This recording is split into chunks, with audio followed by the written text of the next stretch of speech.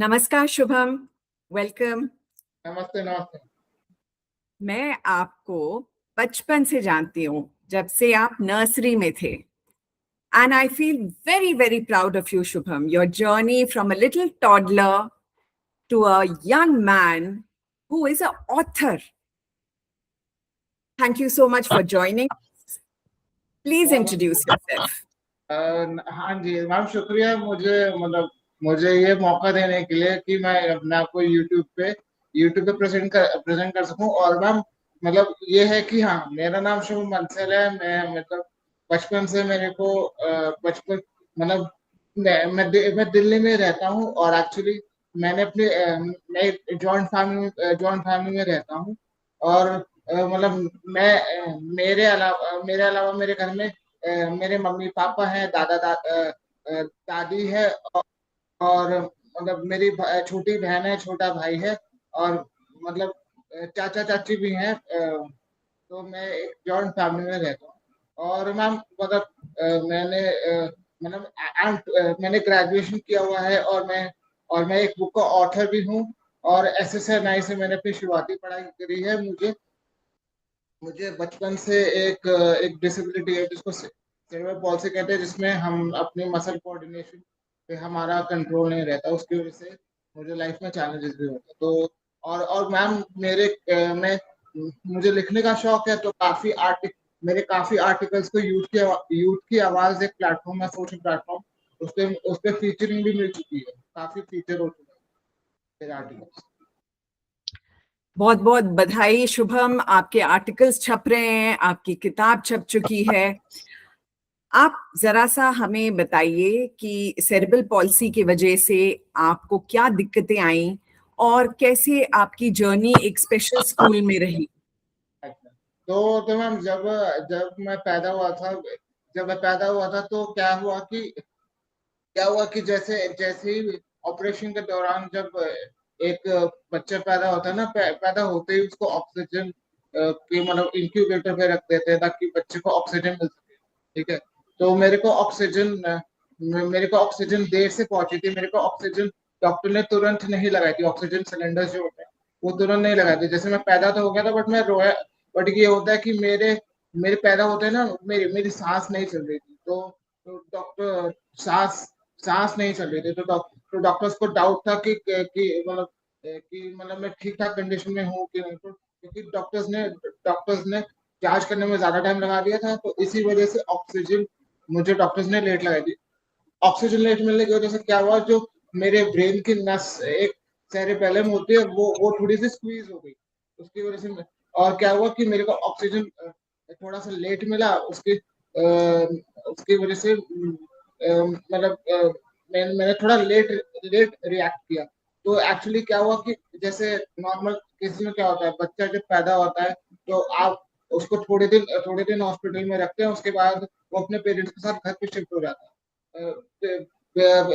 Just because मेरा pre mature birth था, मैंने 8 मंथ मैं 8वें महीने में ही बॉर्न हो गया था।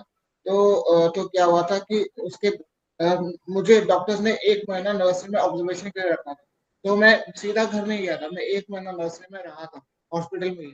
तो मेरी मम्मा ने जो भी मुझे खाना देना था या जो भी कुछ मेरी केयर करनी थी, 1 महीना हॉस्पिटल में रहने के बाद रहने के बाद बाद जब मेरे पेरेंट्स लेने गए ना, तो डॉक्टर ने जांच करके ये बताया कि मेरे पेरेंट्स को ये बताया कि आपका बच्चा ना नॉर्मल नहीं है, उसको कोई ना कोई दिक्कत होगी। तो मेरे पेरेंट्स थोड़े से शॉक हो गए, जैसे कि हमारे बच्चे को क्या दिक्कत होगी, नॉर्मल क्यों नहीं है। तो उन्हें बताया कि इसको ऐसे ऐसे दिक्कत होगी, आपको थोड़ा सा ज्यादा केयर करनी पड़ेगी। तो मेरी मम्मा को काफी एक्सेप्ट करने में थोड़ा सा टाइम लग गया इस चीज को, कि मैं एक नॉर्मल जिंदगी नहीं जी पाऊंगा। तो पहले पहले फिर जब मेरी शुरुआती कैरियर करने के बाद मेरी मम्मा ना मुझे पूर्थल लेके गई, अशोक विहार में, जहाँ पे मुझे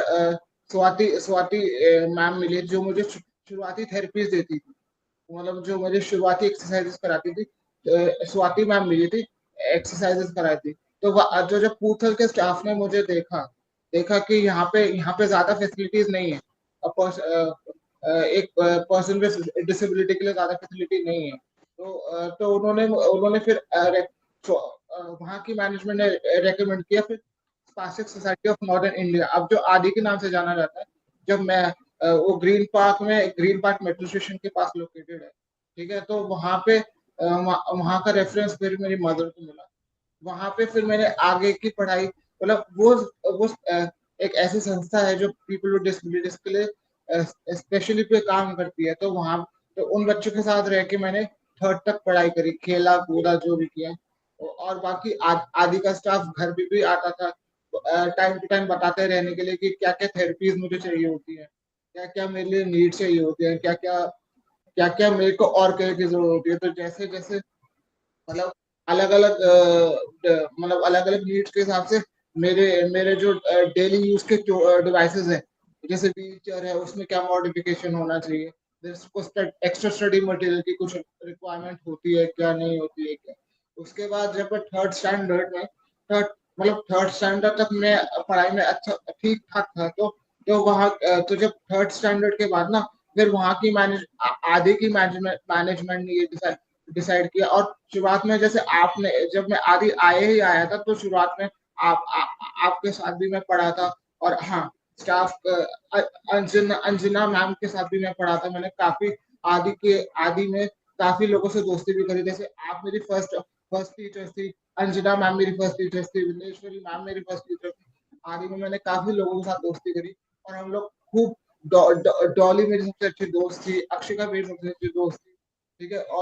और करण मेरे सबसे अच्छा दोस्त था, पंकज पंकज भैया मेरे सबसे अच्छे दोस्त थे, बहादुर। काफी काफी हेल्पर्स वहां पे होते थे, काफी स्टाफ था जब मैं आर्मी में पढ़ने गया। तो उसके बाद जब मुझे जब थर्ड जब मैंने थर्ड स्टैंडर्ड को पास आउट किया, तब मेरे आदि की मैनेजमेंट को ऐसा लगा, उन्होंने मेरे पेरेंट्स को कांटेक्ट किया कि आपके बच्चे का दिमाग काफी बिल्कुल नॉर्मल है। तो शायद अगर इसके एकेडमिक स्किल्स अच्छे हैं तो शायद ये एक ऐसा बोल सकता है कि जो नॉर्मल स्कूल होते हैं जहाँ पे यूनिफॉर्म होती है, एक रेगुलर स्कूल में जाके शायद और अच्छा कोप अप कर सके। तो मैम निधि जलान वहाँ पे स्टाफ मेंबर थी जो काम करते थे। तो उनके साथ मिलके मेरे पेरेंट्स ने मेरे पेरेंट्स और आधे के स्टाफ ने मेरे को एक रेगुलर और रेप्यूटेड स्कूल में एडमिशन दिलाया, दिल्ली के सबसे नंबर 1 स्कूल में, स्प्रिंगडेल स्कूल पुरसर रोड। वहाँ पे मुझे एडमिशन मिल गया। और वहाँ पे मुझे शुरू शुरू में बहुत दिक्कतें हुई थी, मतलब। तो यही मैं कहना चाहता अच्छा शुभम, प्लीज हम सबके साथ शेयर करिए कि एक स्पेशल स्कूल से नॉर्मल स्कूल में आप गए, नॉर्मल स्कूल में आपको क्या क्या दिक्कतें आई, क्या वो आपको एक्सेसिबिलिटी की एंड एक्सेप्टेंस आपको इंटीग्रेट किया गया कि नहीं, कैसा फील हुआ आपको वहां पे, और आपके पेरेंट्स को कैसी लगी ये चेंज और जर्नी? ओके मैम, तो एक्चुअली क्या है कि जैसे जैसे किसी के भी साथ होता है, जब वो किसी नई जगह पे चेंज करता है, या नई जगह किसी किसी पुरानी जगह से निकल के किसी नई जगह जाता है, तो क्या होता है जनरली उसको थोड़ा अडेप्ट करने में टाइम तो लगता ही है। तो एक्चुअली मेरे लिए सब कुछ बहुत नया नया अडेप्टेबिलिटी थी। अब ये है कि लकीली वहाँ के जो मेरे क्लासमेट्स थे उनको शायद एक्सेप्ट करने में टाइम लगा। बेसिकली क्या था कि जब मैं स्प्रिंग डेल्स में गया, तो बेसिकली मेरा एडमिशन फोर्थ स्टैंडर्ड में होना चाहिए था। बट बट स्प्रिंग डेल्स ने जब मेरा असेसमेंट किया, थर्ड स्टैंडर्ड का टेस्ट लेके देखा, क्योंकि कंफ्यूजन ये था कि मुझे फोर्थ स्टैंडर्ड में एडमिशन मिले या मुझे थर्ड स्टैंडर्ड में एडमिशन मिले। आधे से बेसिकली मैं थर्ड स्टैंडर्ड क्लियर कर चुका था, बट रीटेस्ट मेरा थर्ड स्टैंडर्ड में लिया गया और अनफॉर्चुनेटली मैं उसमें फेल हो गया। तो जब मैं फेल हो गया तो मुझे दोबारा से थर्ड स्टैंडर्ड में रख लिया गया। तो मेरे को उसमें काफी दिक्कत। और वहां पे थर्ड स्टैंडर्ड में ना मुझे क्लासमेट्स के साथ बॉन्डिंग में बहुत दिक्कत हुई।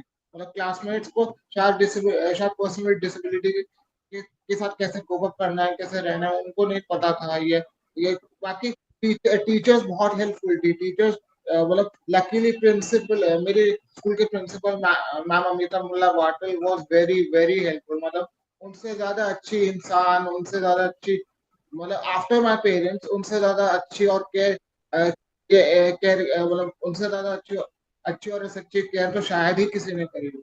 मतलब जो स्प्रिंग डेल्स में मैंने 10 साल बताया after my parents and SSNI, मतलब बहुत लकी रहा बाय गॉड ग्रेस की मुझे इतनी अच्छी प्रिंसिपल मिली, क्योंकि शायद शायद टीचर शायद हो सकता है कि कुछ टीचर्स को भी एक्सेप्ट करने में टाइम लग गया हो, कुछ स्टूडेंट्स को भी एक्सेप्ट करने में टाइम लग गया हो, बट अगर मेरी प्रिंसिपल मेरा सपोर्ट ना करती तो शायद मैं अपनी स्कूलिंग भी पूरी नहीं कर पाता, क्योंकि क्या था कि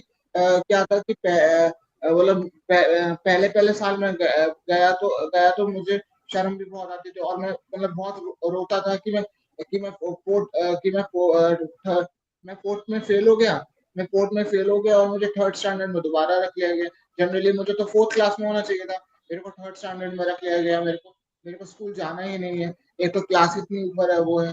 तो तो आप ये समझ मैम कि हेड मिस्ट्रेस से लेकर लेकर हेड मिस्ट्रेस से लेकर मैम मैम वाटल जो प्रिंसिपल थी स्कूल की, वो बहुत ही ज्यादा सपोर्टिव थी। मतलब आप, और ये है कि मतलब ये था कि शुरू शुरू में बच्चों को काफी मुझसे इरिटेशन होती थी, या बहुत बहुत वो होता था, क्योंकि एडजस्ट करने में टाइम लगता था, या जैसे अगर जैसे बच्चे जैसे स्कूल में शुरू में थर्ड स्टैंडर्ड में बच्चे हेल्प करने में कतराते थे, मतलब हेजिटेट करते थे। जैसे कभी हेल्पर हेल्पर नहीं आती थी तो मैं रो देता था कि हेल्पर नहीं आई या वो, तो काफी ज्यादा काफी हेजिटेट। और शुरू शुरू में क्या होता था कि जैसे जैसे घर जाने के लिए, अब ये है कि जो जो स्कूल्स में प्राइवेट वैन चलती है ना, प्राइवेट वैन वाले मेरे पेरेंट्स से एक्स्ट्रा एक्स्ट्रा मनी मांगते थे कि हम आपके बेटे को तो लेके जा ही रहे हैं स्कूल, और आपके बेटे के साथ आपका केयर गिवर आपका हेल्पर है, ठीक है, तो उसकी हम डबल फीस ले लेंगे। तो वो भी इशू हुआ। और जैसे मेरा जो एड था वॉकर, वो भी शुरू शुरू में तो इशू हुआ कि वो कहाँ पे छोड़ा जाएगा, क्योंकि शायद मैं घर लेके जाऊं या तो ये है कि मतलब शुरू शुरू में तो क्लासेस भी ऊपर थी, मुझे क्लास में मैं टाइम से पहुंच नहीं पाता था, तो काफी काफी एडजस्ट किया। शायद बच्चों ने तो बाद में एक्सेप्ट किया, लेकिन सबसे अच्छी बात यही रही कि मेरी क्लास टीचर ने और प्रिंसिपल ने और हेड मिस्ट्रेस ने बहुत अच्छे से मेरे को एक्सेप्ट कर लिया, और उन्होंने एडमिशन डिनाई नहीं किया। मतलब जैसे काफी मतलब लकी मैं तो यही, जैसे काफी बार भी होता है कि regular school people with disabilities को एडमिशन नहीं देते, बट मेरे स्कूल ने एडमिशन डिनाई नहीं किया था। मेरे स्कूल ने बस ये किया था कि मुझे फोर्थ क्लास में ना एडमिशन देके थर्ड स्टैंडर्ड में दे दिया। और ये उन्होंने तो ग्रेट अपॉर्चुनिटी समझी कि भी हमें एक ऐसे बच्चे का काम करने का मौका मिलेगा। मतलब वो मेरे कम्युनिकेशन स्किल्स और इंटरव्यू स्किल्स से काफी इम्प्रेस थे, तो इसलिए उनको लगा कि बाकी ये है कि जैसे जैसे मैं कोप अप करता चला, मतलब थर्ड स्टैंडर्ड जैसे क्या होता था कि मेरी डिसेबिलिटी की वजह से मेरा कभी क्लास वर्क कंप्लीट नहीं होता था। क्लास वर्क कंप्लीट नहीं होता था तो मेरे को होम असाइनमेंट्स करने में भी दिक्कत आती थी। उसमें थोड़ी सी दिक्कत थी कि मैं कभी अपना काम टाइम से मैंने सबमिट क्लास वर्क कभी अपना टाइम से सबमिट नहीं किया, तो टीचर्स को मार्क्स देने में दिक्कत आ गई। या क्या होता था कि अगर मान लीजिए मैं किसी दिन स्कूल नहीं गया, एडमिशन किसी दिन में स्कूल नहीं भी गया, तो तो जो क्लास वर्क हुआ जो काम हुआ, कोई बच्चा अपनी कॉपी शेयर करने को तैयार नहीं होता था कि हम शुभम को अपनी कॉपी दिखाएंगे ही नहीं कि शुभम अपना काम कंप्लीट कर सके। तो काफी इशू मुझे काफी बार मतलब मेरे पेरेंट्स ने काफी बार टीचर्स को बोला कि बच्चों को बोलो कि शुभम को कॉपी दिखा देकर वो अपना काम कैसे पूरा करेगा। बच्चे कॉपी देने को तैयार ही नहीं होते, तो काफी दिक्कत हो जाती थी। बट फिर भी ये है कि वहाँ पे स्प्रिंग डेल्स में स्पेशल एजुकेटर्स थी, जिन्होंने मतलब वहाँ पे मैं लर्निंग सेंटर में जाके अपना काम करता था, क्योंकि टीचर स्पेशली रिक्वेस्ट करती थी कि please take out your copies and give it to Shubham. ठीक है, मैं लर्निंग सेंटर में जाके बच्चे खेलते थे, बच्चे खेल कूद रहे होते थे, तो मुझे काफी चोट लगने का डर रहता था, इसलिए मैं क्लासरूम में ना काम कंप्लीट करके मैं लर्निंग सेंटर में मैं बच्चों की कॉपियां घर लेके आता था, तब जाके मेरी मम्मी और मैं साथ मिलकर काम कंप्लीट करते थे। शुभम, थर्ड फोर्थ स्टैंडर्ड में एक बच्चा बहुत ही मासूम, छोटा सा, इम्प्रेशनेबल होता है, उस एज में आपने बहुत कुछ झेला, आपको एक्सेप्टेंस नहीं मिल रही थी क्लासमेट्स से, आपके जो प्रिंसिपल थी उनको तो तहे दिल से सलाम, आई विश कि हमारे और स्कूल की प्रिंसिपल्स उनकी तरह हो जो इतनी एक्सेप्टिंग थी, और she made sure that your journey is as comfortable as it could be in that school. So big salute to Vathil ma'am. हाँ ma'am, Shubham, but Springdales is known for that, क्योंकि आप वहाँ पे मतलब learning centre में जाएंगे, there are मतलब और भी स्टूडेंट्स हैं जिनको मतलब किसी को एडीएचडी है, किसी को डिसलेक्सिया है, everybody studies like a normal student, मतलब वहाँ पे डिफरेंट स्प्रिंग डेल्स की यही सबसे अच्छी बात। integrated education system hai, and that's the way life should be. But I would like to take a moment to appreciate you. इतनी मुश्किलों, इतनी challenges के साथ भी Shubham did not give up. Shubham went on, you finished your schooling there, and you didn't stop there. You went ahead to do your graduation. Shubham, please share कि आपने अपनी graduation कहाँ से की और कैसे की? मैंने तो अपनी ग्रेजुएशन जो नॉर्मल एसयूएल डिस्टेंस लर्निंग से होती है, एसयूएल दिल्ली यूनिवर्सिटी से की है, ओपन लर्निंग से। क्योंकि क्या हुआ था कि कि बेसिकली जैसे ही मैं स्कूल से बाहर निकलने के बाद तो मेरे को सत्यवती में ठीक ठाक मार्क्स के बेसिस पर मेरे को रेगुलर कॉलेज में एडमिशन मिल गया था। बट बेसिकली प्रॉब्लम क्या थी मैम, वहाँ पे अब देखो, जो केयर मुझे स्कूल में मिला, ठीक है, जो केयर मुझे अपने स्कूल एनवायरनमेंट में मिला ना, मतलब जो लव मुझे वहाँ पे मिला, वो कॉलेज में नहीं मिला। कॉलेज में क्या हुआ, ऐसा नहीं था कि बच्चों ने मुझे वहाँ पे बच्चे वहाँ पे थे, बट वहाँ सत्यवती कॉलेज का एनवायरनमेंट वाज मतलब थोड़ा सा मतलब स्ट्रेसफुल कह सकते हो, कि बच्चे वहाँ पे थोड़ा सा मतलब उनका बिहेवियर कंट्रोल में नहीं था, मतलब काफी कुछ। तो मैम, और वहाँ पे मतलब साफ सफाई का भी इशू बहुत होता था, मतलब हाइजीन मेंटेन नहीं होता था। तो और मैम असल असल दिक्कत क्या आती थी कि जैसे मैं सत्यवती कॉलेज से घर जा रहा हूँ, घर से अगर कॉलेज जा रहा हूँ तब तो ठीक है, लेकिन अगर कॉलेज से मैं घर आ रहा हूँ ना, तो मुझे क्या हो रहा था कि मेरे को रिक्शा आसानी से नहीं मिलता बहुत। अब जैसे अगर कॉलेज से मैं सपोज करिए मैं 2:15 निकला, आप बिलीव नहीं करेंगे, मुझे 5 बजे मुझे रिक्शा ढूंढते ढूंढते 5 बज जाया करते थे। And my parents also used to worry कि पता नहीं ये कहाँ रह गया। तो फिर मैंने डिसाइड किया कि यार इतना टाइम वेस्ट होता है, बहुत टाइम वेस्ट होता है। तो मतलब फिर मैंने कॉलेज को ड्रॉप आउट करके फिर मैंने एसयूएल से ही अपना ग्रेड पूरा किया। ये वंडरफुल। तो आपने अपने आप पढ़ाई करके अपनी ग्रेजुएशन पूरी करी। इस सब जर्नी में मैं बार बार ये देख रही हूँ कि कई चीजें जो आम बच्चे आपकी उम्र में करते हैं, जैसे आपने कहा कि मेरे क्लास के बच्चे, आप 6th स्टैंडर्ड 5th स्टैंडर्ड में सब बाहर जा रहे हैं, खेल रहे हैं एक दूसरे के साथ, उस दौरान आप नहीं जाते थे उनके साथ, आप स्पेशल सेंटर में बैठ के अपना काम पूरा करते थे। या कॉलेज में जो आपके उम्र के यंग लड़के लड़कियां कॉलेज लाइफ एंजॉय करते हैं, कल्चरल फेस्ट वगैरह, वो also you missed out because there was no flexibility, accessibility, and acceptance missing in the society. yeah You missed out on so many milestones, but you did not let that affect you negatively. You went on to learn so many more things. Please share कि आपको लिखने का कहाँ से शौक, कब से शौक आया? क्या आप स्कूल से लिखने में इंटरेस्टेड थे? How did you become a writer? हाँ, मैं एक्चुअली ये है कि मुझे ना शुरू में अगर मुझसे कोई पूछता था मतलब कि आप क्या बनना चाहते हो, जनरली मैं तो एक डॉक्टर ही बनना चाहता था। बट जैसे जैसे मैं बड़ा हुआ ना, तब मुझे रियलाइज हुआ बिकॉज ऑफ माई डिसेबिलिटी शायद मैं डॉक्टर के प्रोफेशन में ना जा पाऊँ। तो फिर मतलब अब क्या हुआ 8th स्टैंडर्ड में था, मतलब जैसे मैंने आपको बताया ही कि क्लासमेट्स को काफी एक्सेप्ट करने में दिक्कत होती थी। तो जैसे क्लासमेट्स मुझसे कॉपीज शेयर करने में इंटरेस्टेड नहीं होते थे कि हम शुभम को अपना काम दिखाएंगे ही नहीं। तो ना मैं काफी ज्यादा एक स्टैंडर्ड की बात है, मैं काफी ज्यादा डिप्रेशन में चला गया था। तो उसके बाद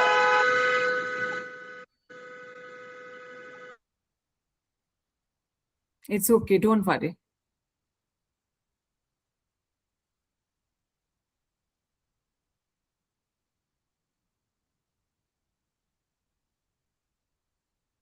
शुभम कोई बात नहीं, बाहर की आवाज आ रही है, हाँ कोई मैम, बात। मैंने इसलिए ही म्यूट कर लिया क्योंकि ट्रैफिक की आवाज है, उसके हॉर्न की आवाज में। जी। तो मैम, तो एक्चुअली हाँ, तो ये है कि ये है कि मैम, जब बच्चे मुझे अपना काम दिखाने को तैयार नहीं होते थे तो मैं डिप्रेशन में चला गया कि भाई मैं, और डिप्रेशन में इस वजह से गया कि अगर मुझे अपना कोई काम दिखाएगा ही नहीं, क्योंकि उस टाइम क्या था कि घर पे नेट ना कंप्यूटर होता था। Eight standard correct. Eight standard की बात है, 2009। ना कंप्यूटर था भी, पर इंटरनेट नहीं था। तो अगर किसी मॉनिटर कहीं को किसी ऐसी जगह की पिक्चर चाहिए या कोई ऐसी इंफॉर्मेशन चाहिए चाहिए जो वो जो नॉर्मल स्टेशनरी शॉप पे या नॉर्मल बुक्स में नहीं मिल सकती, नेट पे सर्च करके मिल सकती है, और बच्चों ने वो इंफॉर्मेशन अपने नोटबुक में लिखा हुआ है, तो वो कहाँ से मैं लेकर आऊँ? तो इन दैट केस, तो फिर मेरी मम्मा ने क्या किया, मुझे ना डायरी ला के दी कि आपके मन में जो भी आ रहा है, चाहे वो खराब है चाहे वो अच्छा है, सोचो मत, बस लिख लो। और कोई नहीं होता, इसको अपनी डायरी को ही अपना फ्रेंड समझ लो। तो मेरी मम्मा ने तो मैंने उसमें अपनी सारी की सारी भावनाएं लिखनी शुरू करी। और जब मैंने डायरी का अपना पहला पेज लिखा ना, तब आई फेल्ट, मेरा मन काफी हल्का हो गया। ये नहीं कि मैंने किसी को अपनी बात अब मुंह से बोल के बताई है, बस मैंने अपने जो भी हो रहा था मैंने लिख लिख डाला।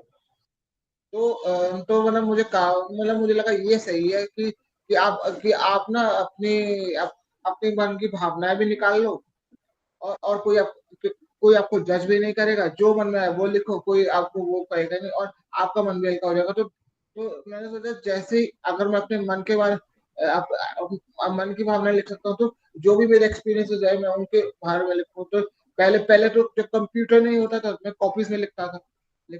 ये नहीं कि मैं बहुत बहुत बड़े बड़े पैराग्राफ्स लिखता था, कभी दो लाइनें लिख ली, कभी जैसे फूल को देख के कोई थॉट मन में आया तो वो लिख लिख लिया।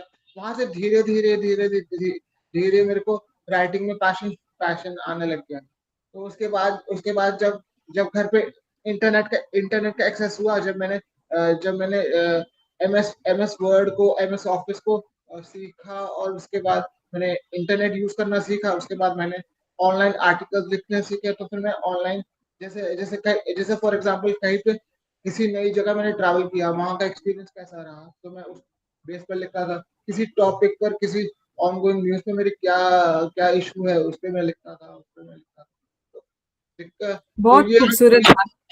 हाँ, लिखते लिखते लिखते मुझे मैम फिर मेरे को ना बुक्स में इंटरेस्ट आने लग गया। तो क्या होता था कि जैसे मैंने बहुत बार सुना था कि आप बहुत सारी ऑडियो बुक की सब्सक्रिप्शन ले सकते हो। तो मेरे पास ना उतना मनी नहीं होता था कि मैं ऑडियो बुक की सब्सक्रिप्शन परचेज कर सकूं। तो फिर क्या हुआ कि फिर मैंने ना लाइब्रेरी से थोड़ा बुक्स उधार लेके मैं कुछ जिस भी टॉपिक में इंटरेस्ट था उससे रिलेटेड मैं पढ़ता था। और मान लो जैसे मैंने कोई चैप्टर पढ़ा, रिप्रोडक्शन मैंने चैप्टर पढ़ा, उससे मैं क्या समझ पाया, मैं नोट्स बनाता था काफी अच्छे अच्छे। तो मेरे को वहीं से लिखने का पैशन अपना डेवलप। बहुत ही खूबसूरत बात कही शुभम, कि जो दिल की बात थी वो आप अपनी डायरी में लिख देते थे, क्योंकि वहां कोई जज करने वाला नहीं था, और वहां से आपकी राइटर की जर्नी शुरू हुई। ब्यूटीफुल। शुभम, सिर्फ राइटर नहीं हो आप, तो थिएटर आर्टिस्ट भी हैं। ये थिएटर की जर्नी कैसे शुरू हुई? मैम एक्चुअली क्या है कि इसके तो जो तार है ना, वो ऐसे से नहीं से जुड़े हुए हैं। क्योंकि क्या था, हम ना जैसे लंच रिसेस में क्या होता था जब हम छोटे थे, रिसेस में हम लोग काफी ना, जैसे जैसे जैसे मान लो कि स्कूल खत्म, सारी पढ़ाई खत्म हो चुकी, हम गए, मैं और मेरे क्लासमेट्स मिलके चलो कोई खेल खेलते हैं, कोई भी खेल खेलते हैं। तो वो कहता था आप घोड़ा बन जाओ, मैं हाथी बन जाता हूँ, वो चींटी बन जाएगा, वो ग्रास हॉपर बन जाएगा, अलग अलग रोल्स देते थे। और ऐसे ऐसे कोई भी रैंडम कहानी डेवलप करके हम लोग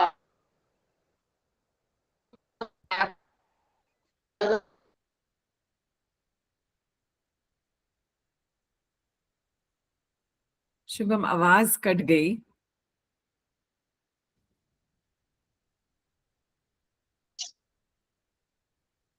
हाँ, you're back now. हाँ। मैम एक्चुअली फिर क्या होता था कि मेरे को ना ये था कि जैसे मतलब मैं, हाँ, तो जैसे हम लोग अलग अलग, जैसे ईमानदार लकड़हारे की कहानी कहानी सबने सुनी हो गया है आई सपोज। तो हम लोग ईमान जैसे मैं लकड़हारा बन गया। अब जो जो झील से निकलने वाली देवी होती है, जो लकड़हारे के लिए वो कुल्हाड़ियां लेकर आती है, वो कोई और बन गया, मतलब। तो अलग अलग कहानी पे हम लोग मैं और मेरी क्लास, अंजना दी, डॉली, अक्षिका दी तो चलो दूसरे सेक्शन में थी, रुशदा भी थी, कशिश भी था। तो सब लोग हम लोग मिल मिल के खेलते थे। अब जैसे दशहरा है, दशहरे पे मैं कभी राम बन गया, कभी वो बन गया, तो मैं मतलब एक्टिंग में भी काफी इंटरेस्ट आने लग गया। और मतलब ये है कि वैसे ये नहीं है कि मैंने बचपन से स्टार्ट किया। तो 2019 में ना मानवी थी, जो आदि में है, उन्होंने मुझे थिएटर ग्रुप ज्वाइन कराया था। तो मतलब मैंने शाहाना मैम के साथ साथ थिएटर ग्रुप में काफी जगह काम किया हुआ। मतलब हम लोग स्ट्रीट प्लेस भी करते थे साथ साथ। और जो एक्सेसिबिलिटी का इशू, क्योंकि रियल जो मैंने थिएटर में काम किया वो मैंने 2020 में शुरू किया था, जब कोविड का लॉकडाउन था, ऑनलाइन मैंने क्लासेस ज्वाइन की थी। उसके बाद अभी जैसे 2025 में ही मैंने उसको मतलब थोड़ा बाय बाय बोला। 2025 5 साल मैंने थिएटर ग्रुप के साथ काम किया है। और वह हमने अलग अलग इश्यूज पे बात, सीआर पार्क में जाके हमने प्लेस करे हैं। वहां पे वहां पे काफी मीडिया रिपोर्टर्स आए हुए थे, जहाँ पे जिन्होंने हमारा प्ले प्ले जो है, हमारी फोटो जो है न्यूज़पेपर में भी पब्लिश करी है। उसमें मेरी भी फोटो है, न्यूज़पेपर में भी मैं फीचर हो चुका हूँ। तो हमने गार्गी कॉलेज में जाके परफॉर्म किया है। हमने हमने और कहाँ पे, हाँ, हमने और जेएलएन ऑडिटोरियम में भी परफॉर्म किया हुआ है। काफी जगह जाके हमने परफॉर्मेंस दे रखी है।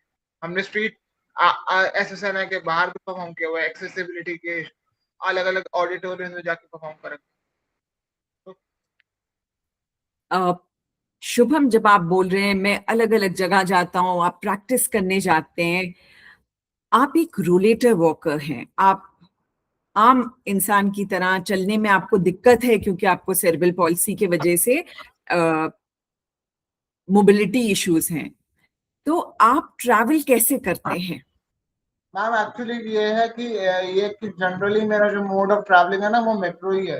अब जैसे क्या होता था, जब मैंने मेट्रो में जाना नहीं सीखा था, तो तब तो मैं कैब से ट्रैवल करता था। बट देन आई रियलाइज कि कैब में ना चार्जेस, जो जो ट्रैवल फेयर्स होते हैं वो बहुत ज्यादा लग जाते हैं। तो मेट्रो में पहले क्या होता था, आदि में जब आदि के स्टाफ के साथ में एसएसएनआई जाया करता था, तब मैंने ऑब्जर्व करना शुरू कर दिया कि मेट्रो तो काफी एक्सेसिबल है। तो मेट्रो की वजह से ही, तो मेट्रो में जो एक्सेसिबल है और मेट्रो डिसेबल फ्रेंडली हुई ना, उसकी वजह से ही मेरा जो मेन मोड ऑफ ट्रैवलिंग है इन दिल्ली, वो मेट्रो से ही मैं आता हूँ, दिल्ली आने जा रहा हूँ।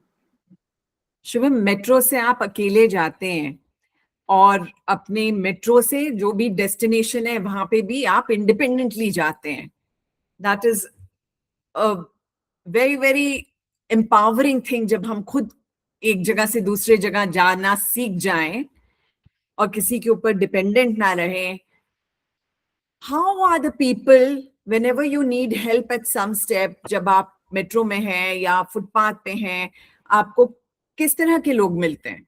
मैम मेट्रो में फॉर्चुनेटली तो ये है कि जब ऑल ओवर दिल्ली की मेट्रो एक्सेसिबल है ना, तो मेट्रो स्टाफ को उस तरीके से आई थिंक ट्रेनिंग मिली हुई है। मेट्रो स्टाफ बहुत, और इवन जो ट्रेन ऑपरेटर होता है वो भी बहुत हेल्पफुल है। मान लो मेट्रो स्टाफ बिजी है, किसी और पैसेंजर विद डिसेबिलिटी को उतार रहा है, अगर मतलब जैसे मैं कश्मीरी गेट पहुंच गया, कश्मीरी गेट में मुझे उतारने में चाहिए तो ट्रेन ऑपरेटर आपकी खुद हेल्प करता है। और मतलब हर जगह हर स्टेशन पर व्हील चेयर अवेलेबल होती है मेट्रो। और train train operator make sure करता है कि आप कहाँ से चढ़। और जब ट्रेन ऑपरेटर मुझे एक स्टेशन से पिकअप करता है तो क्या करता है, वो नेक्स्ट जिस स्टेशन में मुझे उतरना है उस वहाँ के स्टेशन मास्टर को वो पहले इन्फॉर्म कर देता है, मतलब स्टेशन सुपरवाइजर को, कि मेरी ट्रेन में disabled passenger differently abled passenger बैठा है, आप प्लीज फीचर अरेंज करके रखिए। तो काफी हेल्पफुल है मैम वहाँ पे। हर हर मेट्रो स्टेशन पर लिफ्ट है, ठीक है, हर मेट्रो स्टेशन पे एस्केलेटर्स हैं, मतलब वॉशरूम्स भी एक्सेसिबल हैं, कोई इशू नहीं। बस ये है कि कभी कभार जैसे पब्लिक भी हेल्पफुल है, बट जब अगर मेट्रो में क्राउडेड ज्यादा हो तो वो इशू थोड़ा ज्यादा हो सकता है कि गिरने का डर रह सकता है तब। मेट्रो काफी एक्सेसिबल है, काफी मतलब मेट्रो स्टाफ को बोला गया है कि आप जब तक पैसेंजर बैठ ना जाए ना ट्रेन में तब तक आप उसे अकेला नहीं। ये सुन के बहुत खुशी हुई शुभम, और बाकी लोग भी जो सुन रहे हैं और किसी को अंदर थोड़ा सा हेजिटेशन है या घबराहट है कि मैं कैसे मेट्रो में अकेले जाऊंगी या जाऊंगा, तो आप सुनिए शुभम की जुबान की मेट्रो में एक्सेसिबिलिटी है और हेल्पफुल स्टाफ है। शुभम, इस सब के साथ साथ आप शेयर्स की भी नॉलेज रखते हैं और उसमें भी आप काम करते हैं स्टॉक मार्केट। स्टॉक मार्केट में। अच्छा, हाँ हाँ जी, हाँ जी मैम। एक्चुअली क्या है कि जैसे जगह जगह में इंटरव्यूज मैंने दिए, और ये है कि फॉर्चुनेटली मैं एक दो कंपनीज में मैं सेलेक्ट भी हो गया था। तो ये है कि स्टॉक मार्केट में ना, मतलब जनरली जनरली क्या है कि अर्निंग करने के लिए कुछ तो मतलब मैं चाहता था कि जैसे मैं इंडिपेंडेंटली ट्रैवल किया या इंडिपेंडेंटली मैंने कुछ और भी किया ना, तो इंडिपेंडेंट मैंने इतनी सारी चीजें करी। तो बेसिकली आई वाज थिंकिंग कि मैं इंडिपेंडेंटली कमाना कमाना तो मैं शुरू से चाहता ही था। बट ये है कि काफी जैसे मेरा जिस फील्ड में मैंने ग्रेजुएशन किया है उस फील्ड में जॉब्स ना होने की वजह से, या कुछ जैसे जैसे मैंने इंटरव्यूज भी दे दिए। मैं राइटिंग का शौक भी रखता था, बट ये है कि कहीं पे ऑफिस एक्सेसिबल नहीं है, कुछ भी नहीं है। तो और मतलब जॉब में और भी इश्यूज होते थे। तो जो होता था, फिर मैंने स्टार्ट किया कि मैं स्टॉक मार्केट में कुछ थोड़ा थोड़ा सीखूंगा। अभी अभी मैं ये नहीं कहूंगा, अभी I am still at a training phase. ये नहीं कहूंगा कि मतलब मैंने कुछ बहुत ज्यादा मैं मतलब फुल इंडिपेंडेंट बन गया, बट ये है कि हाँ, कॉन्फिडेंस है कि अगर मैं इसको पूरी तरह से सीख जाऊंगा तो मैं काफी अच्छा अपना इंडिपेंडेंटली मैं अपना जो भी डेली एक्सपेंसेस है वो निकाल सकता हूँ। I am still at the learning phase. मैंने पूरी तरह से इसमें मास्टरी जो होती है वो अभी तक अचीव शुभम, बट ये देख के इतनी खुशी होती है और एक सेंस ऑफ प्राइड होता है कि आपने कितनी सारी नई नई चीजें सीखी, चाहे वो राइटिंग हो, थिएटर हो, अपने आप ट्रैवल करना हो या स्टॉक मार्केट में काम करना हो। आप पूरी तरह से कोशिश करते रहते हैं, इंटरव्यूज देते हैं, उस तरफ से एक्सेसिबिलिटी इश्यूज या एक्सेप्टेंस इश्यूज होते हैं, वो बात अलग है। बट जो जज्बा आप में है कि कोशिश करती जानी है, कोशिश करने वाले की कभी हार नहीं होती, इस जज्बे को मेरा दिल से सलाम है Shubham. Thank you Shubham, ma'am. जाते जाते आप हमारे दर्शकों को क्या मैसेज देना चाहेंगे?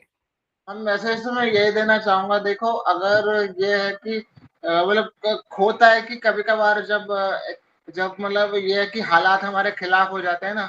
जैसे जैसे फॉर एग्जाम्पल मेरे साथ हुआ ऑफिस। अब जैसे जैसे मैं एग्जांपल दे भी सकता हूँ। जैसे मैं अपने इंटरव्यू मैंने दिया, और मैं गार्डन इंश्योरेंस का एक कंपनी है, अमेरिकन कंपनी है और यूएस बेस्ड कंपनी है, उस पर सिलेक्शन हो भी गया था। बट ये है कि वहां पे नाइट शिफ्ट थी और ऑफिस भी काफी दूर था। तो ये है कि उस इस बट ये है कि ऐसा हो सकता है कि हालात आपके। बट ये है कि अगर आप कोशिश करते रहेंगे तो कभी ना कभी जैसे होता है कि मतलब कभी ना कभी सारी चीजें ठीक हो ही जाती है।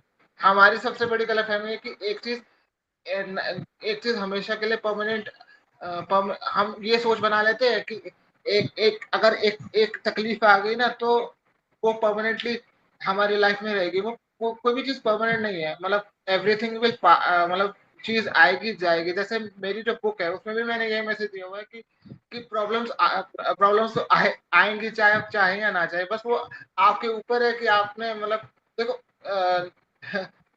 वो आपके ऊपर है कि आपने अपनी प्रॉब्लम्स के साथ डील कैसे करना है। बस वही है कि कोशिश करते रहो, कभी ना कभी तो जब राही मुश्किलों से नहीं डरेगा तो कोई ना कोई रास्ता तो जरूर निकल जाएगा।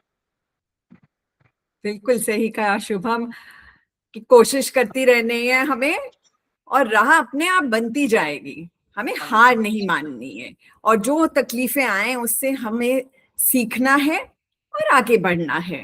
हाँ thank you ma'am. So much Shubham. हाँ बोलिए, आप क्या कहना चाह रहे हैं?